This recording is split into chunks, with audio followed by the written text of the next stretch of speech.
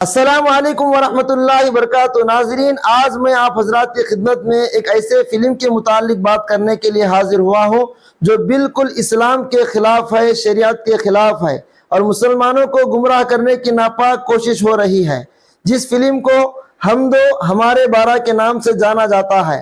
آج ہم جانتے ہیں اس فلم کو یہ نام رکھنے کی وجہ کیا ہے، آپ خود دیکھیے۔ چھپائے تو گناہ جاتے ہیں، یہ ماشاءاللہ سب ہماری جائز اولادیں ہیں۔ اگر اگلے سال مردم شماری ہوئی تو انشاءاللہ اس گھر میں آپ کو ملیں گے ہم دو اور ہمارے 12۔ البقرہ آیت نمبر 223 میں اللہ فرماتا ہے، تمہاری عورتیں تمہاری کھیتی ہیں، آؤ اور جس طرف ہی چاہو اپنی مرضی سے ان پر کھیتی کرو اور اپنے لیے نیک عمل آگے بھیجو۔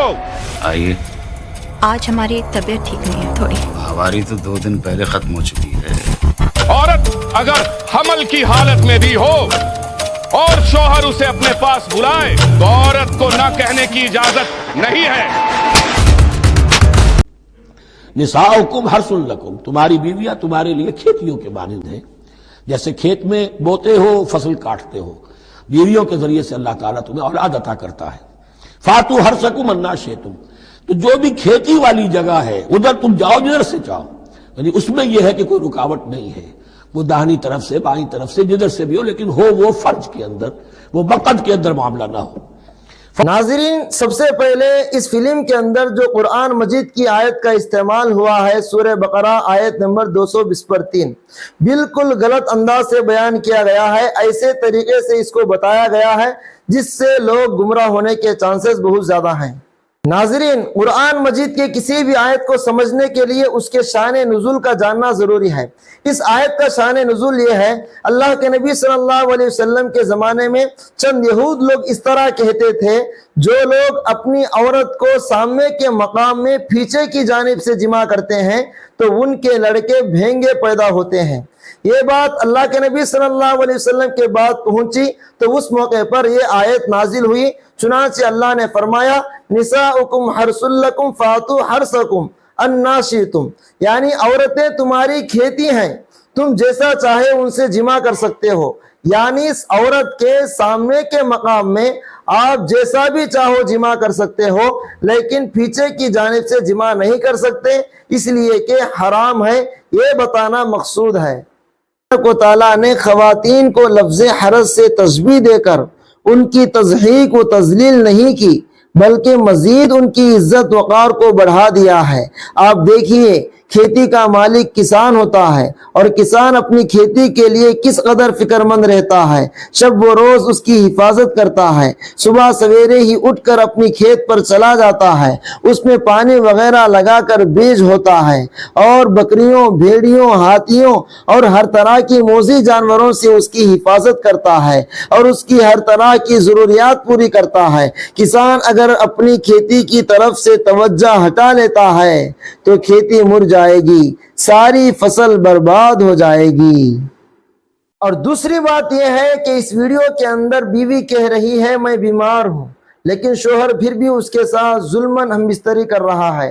کیا اس طرح کی اجازت ہے؟ تو شریعت میں اس کا قانون یہ ہے کہ شریعت مطہرہ نے شوہر کو اپنی بیوی سے ہم بستری کرنے کا پورا حق دیا ہے، لیکن اس کے ساتھ ساتھ شریعت نے شوہر پر یہ بھی لازم کیا ہے کہ وہ اپنی بیوی کے حقوق اور اس کی صحت اور رغبت کا لحاظ بھی رکھے اور اس کی استطاعت اور طاقت سے زیادہ اس کو جمع کرنے پر مجبور نہ کرے۔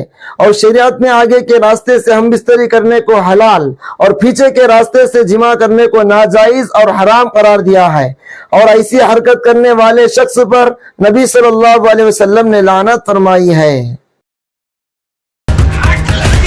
عورت صرف اور صرف اپنے شوہر کی فرما برداری کے لیے پیدا کی گئی ہے، کیونکہ خدا رب العزت کی طرف سے اس دنیا کا سب سے بڑا تحفہ مرد ہے۔ شوہر امی کی زندگی کا سوال ہے ابو، ڈاکٹر نے بولا ہے اس ابورشن کے علاوہ اور کوئی راستہ نہیں ہے۔ مسلمان ہو کے کفر اور گناہ کے راستے کو صحیح راستہ بتا رہی ہو تم۔ ابھی لکھنؤ شہر سے ایک بریکنگ نیوز سامنے آ رہی ہے۔ ایک لڑکی نے مانگی کورٹ سے اپنی ماں کے ابورشن کی اجازت۔ بچے اللہ کی دین اور اسلام میں کسی بھی سامانیہ پرستھتی میں ابورشن کرنا حرام ہے۔ इसका शरीर सर्दी खांसी लेने के लायक नहीं है। अरे बच्चा क्या पैदा करेगी ये औरत? बेशरम लड़की अपने बाप के ऊपर केस करती है, दोज़ख की आग में जलेगी तू। मतलब औरत को ही दबाने में क्यों आमादा है? औरत ही दोज़ख जाएगी, औरत ही गुनहगार कहलाएगी। अब तो आपके घर की औरतें भी आपके खिलाफ खड़ी हो। औरतों को सिर्फ बच्चा पैदा करने की मशीन बनाना छोड़ दीजिए। दूसरा निकाह, तीसरा निकाह, चौथा निकाह करवा देंगे, लेकिन निभाना एक से नहीं सिखाएंगे आप। तलाक! हदीस में लिखा है कि खुदा के बाद अगर किसी के सामने सजदा करना होता तो वो अपने शौहर को होता। इस बात का ज्यादातर मर्दों ने नाजायज फायदा उठाया है।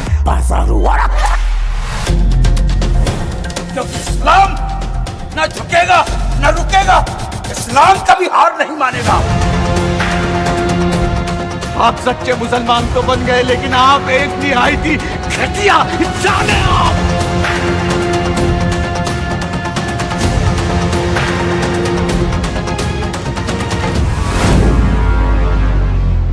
हम पहले मुसलमान हैं जो जलाए जाएंगे। अल्लाह अकबर। लिहाजा नाजरीन, इस मुकम्मल फिल्म के अंदर ऐसी ऐसी चीज़ें पाई जा रही हैं जो बिल्कुल कुरान के ख़िलाफ़ हैं, हदीस के ख़िलाफ़ हैं, मुसलमानों के ख़िलाफ़ हैं। लिहाजा मुसलमानों को चाहिए इस फिल्म का बायकॉट किया जाए, इस फिल्म को हरगिज़ ना देखें, क्योंकि अगर आपका ईमान कमज़ोर है, आपके पास इल्म नहीं है, तो आप गुमराह होने से बच नहीं सकते। लिहाजा जो हजरात इल्म नहीं रखते, दीन से ताल्लुक नहीं रखते, वो हरगिज़ हरगिज़ इस फिल्म की तरफ ना जाए, क्योंकि आपके ईमान पर हमला होने का बहुत ज़्यादा खतरा है। क्योंकि इन लोगों ने इस्लाम को गलत तरीके से पेश किया है। अगर इस्लाम को सही तरीके से ये लोग पेश करते तो दूसरे तो दूर की बात, ये खुद फिल्म निकालने पर आगे आए हैं, ये खुद मुसलमान हो जाते। क्योंकि आप सल्लल्लाहु अलैहि वसल्लम के प्यारे अखलाक, प्यारे औसाफ, प्यारी सुन्नतें ऐसी हैं जिनको देखकर इस्लाम में कई लोग दाखिल हो चुके हैं। इसीलिए कहा जाता है इस्लाम ना तीर से फैला ना तलवार से फैला, बल्कि आप सल्लल्लाहु अलैहि वसल्लम की अखलाक से फैला है। तो नाजरीन, इस वीडियो को अपने तमाम दोस्त अहबाब में ज़रूर शेयर करें और आपके ग्रुपों में जितने भी लोग हैं सारे लोगों को इत्तला दे कि ये फिल्म 7 जून को आने वाली है, इसको हरगिज़ हरगिज़ ना देखें। जज़ाकल्लाहु खैरा।